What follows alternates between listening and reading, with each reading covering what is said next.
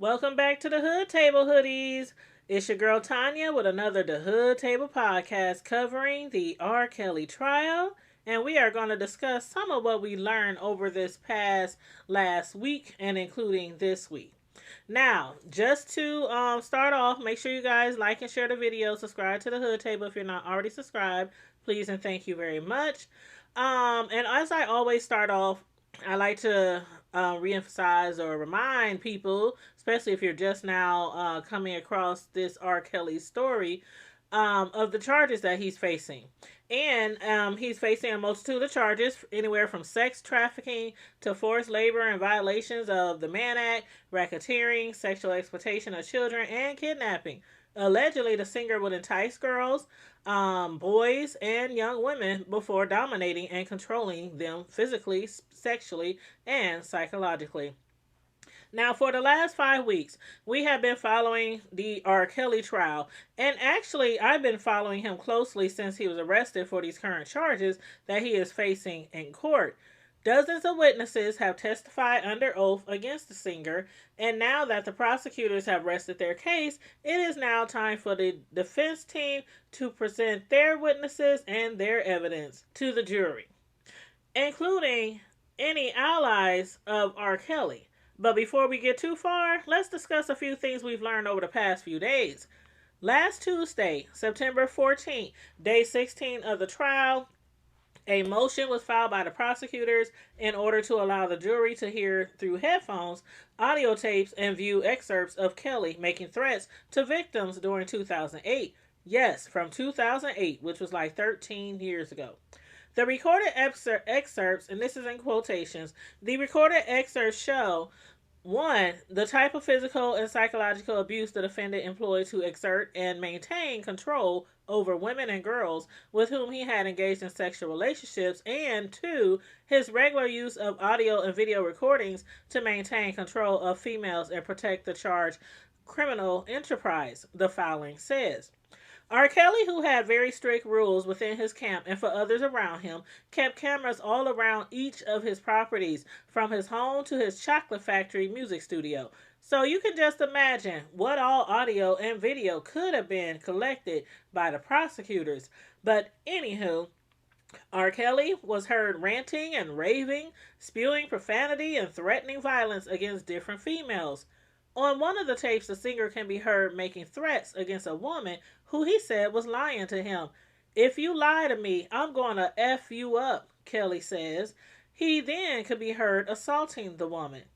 Jane Doe number 20 could be heard on another tape being berated and threatened by Kelly for allegedly stealing a Rolex watch from him. What he said was, "You better not ever take from me again, or I will be in Florida and something will happen to you." Now, of course, we done all heard how Kelly has denied any wrongdoings against anybody, be it male or female, young or old. He has vehemently denied assaulting anyone, either by sex or putting his hands on them. He has also repeatedly denied having any sexual relationships with underage girls and boys. And from where I sit, it's evident that the singer is a habitual liar. But I'm sure there are many of you still standing in defense of him, as if he can do no wrong in your eyes. But moving right along. For the jury, these audio tapes were to help prove that R. Kelly is in fact, and probably has always been, a very violent and controlling man. You can hear the venom in his voice as he screams, yells, curses, and threatens his victims. After hearing this, any sensible person can tell that this man has some serious issues, which I still believe is a result of his childhood. From him being assaulted by that older man in his neighborhood, to his mother accepting a $500 bribe from the older man to drop the charges, to the singer also being assaulted by his big sister. And who knows what else he had gone through before meeting Aaliyah, or his first victim, who could have been someone other than Aaliyah. But back to the victims on the tape. The prosecutors at first wanted to put the victim from the second recording on the stand. Instead, because of the victim still having anxiety issues from experiencing R. Kelly's wrath, they decided against it. the witness actually went into an emotional breakdown and started having panic attacks at the thought of facing him in court. For the sake of her mental health, the government advised Jane Doe number 20 that it would not call her as a witness at the trial, the filing said. Now, again, keep in mind that anything heard on those tapes is not anything he's being charged with. The audio tapes were only to help show that his accusers are not lying about him being abusive and having a violent nature. In fact, I would be very shocked to find out that those tapes were said not to have proven anything to the jury. In addition to what we just discussed of the prosecuting team, we'll also discuss what we know so far from the defense. The defense is now bringing to the stand some of R. Kelly's allies, which range from his friends to cops, security guards, aspiring rappers, to who knows who else will testify. But guess what? Almost everything these witnesses were testifying to were contradicting to their responses on cross-examination. And let's get into it. With that being said, let's discuss Larry Hood, who is a former Chicago police officer. Besides working for the Chicago PD, he was also a close friend and bodyguard for Kelly. Hood told the jury that he never witnessed R. Kelly being around any underage girls. But then, while being cross-examined, he admitted to seeing Aaliyah hang out with the star when she was around 13 or 14 years old. This cop even denied knowing that Aaliyah had got married to the singer when she was 15 years old. As a matter of fact, remember Angela, the 10th accuser who claims that the singer allegedly started sexually abusing Aaliyah when she was 13 years old? Aaliyah used to hang out with Kelly all the time with Angela. Not only Angela, Tiffany, another young girl, used to hang out with R. Kelly. Angela, Aaliyah, and several other underage girls. Tiffany was actually the one who introduced and brought Angela to R. Kelly. These girls were like the three amigos. They hung together all the time. But just a little backstory on Tiffany. In 1996, Tiffany Hawkins had sued R. Kelly for emotional distress. She claimed personal injuries and emotional distress that she suffered through a 3-year relationship with him. She said that they started having sex in 1991 when she was only 15 and he was 24.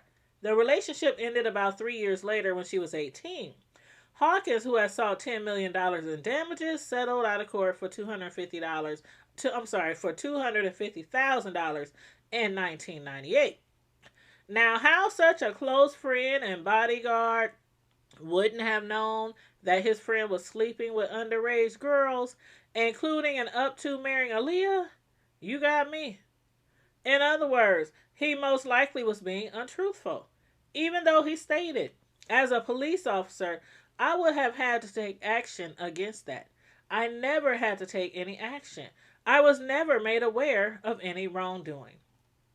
Nonetheless, although this is the first time a police officer has testified during the trial, there have been allegations of police officers turning a blind eye on illegal activities, such as Kelly abusing underage girls. Let's not forget about the witness who went by Jane. She testified early on in the trial that during her first sexual encounter with Kelly, it was interrupted by a police officer who also checked her ID, which said she was 17 years old. So, even after saying all that under oath, nobody has to convince me that he's just simply being extremely loyal to his friend. Because while trying to seem like such a law-abiding citizen who always enforced the law, he was also once convicted of forgery, of breaking the law himself. Yes, this officer of the law was arrested for trying to pass off fake $100 bills, then turned around and claimed that he left the Chicago Police Department in good standing. To which the prosecutors on cross-examination showed records of him leaving the force after pleading guilty to forgery. Can y'all believe this? These are the type of people the defense team is using to try to make R. Kelly look like a saint. Thank goodness this disgraced Chicago police officer is no longer on the force because he cannot be trusted. I wouldn't trust him as far as I could throw his ass. Anyway, now that we got that out the way, let's discuss this other witness who is an aspiring rapper. Or should we say a wannabe rapper? The rapper Donnie Ramadan testified in court that R. Kelly was his mentor and friend who was helping him out with his career. He straight up said that any allegations made against the singer were absolutely false. Ramadan first met the singer at a mall in Albuquerque, New Mexico. Upon meeting him, he discussed with the singer his musical ambitions. And for the next 15 years, or at least until around like 2019, the two were together on a daily basis. This rapper, and I put that in quotes, who never had his career pop off, stated in court that he spent almost every day with the singer. Despite not being on R. Kelly's payroll, R. Kelly didn't even jumpstart his career. Nor did he even pay the guy or give him a position among his staff. In other words, he was just another member of R. Kelly's entourage, if you ask me. Hell, he could have even been having sex with him. You know, several men have already testified to being in a sexual relationship with the star when they were underage. But whatever it was, the rapper never put out an album and is now working on a shoe line. Yet again, this rapper claims to have never witnessed R. Kelly being around any underage girls, even though he claims to have spent darn near every day with this man, being mentored. And when asked to describe this mentorship program, he said he was told to just watch and observe. So you mean to tell me that within all this watching and observing, day in and day out, he never saw anything out of the ordinary? Either this witness is also lying or over exaggerating the amount of time he spent with Kelly. I believe it might be both. On cross examination, just like the cop, he backpedaled and pussy popped, telling the prosecutor that he spent far less time with Kelly than he had at first admitted to, therefore claiming that's why he probably didn't get to witness anything between Kelly and the young girls. The rapper was also shown photos of Kelly with his entourage on tours. And who was missing from every photo? You guessed it. You know it.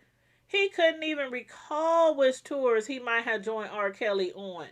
And on that note, y'all, we're going to stop right there. I'll deliver another podcast on the R. Kelly trial probably this weekend after reviewing other testimonies from more witnesses, because this is a lot, y'all. This is a lot. But what I want you all to keep in mind is that some of these witnesses presented by the defense admitted to having a financial interest in Kelly. If R. Kelly is once again acquitted, it can very well benefit them. How? I don't know. Being that R. Kelly right now barely has a pot to piss in and a window to throw it out of.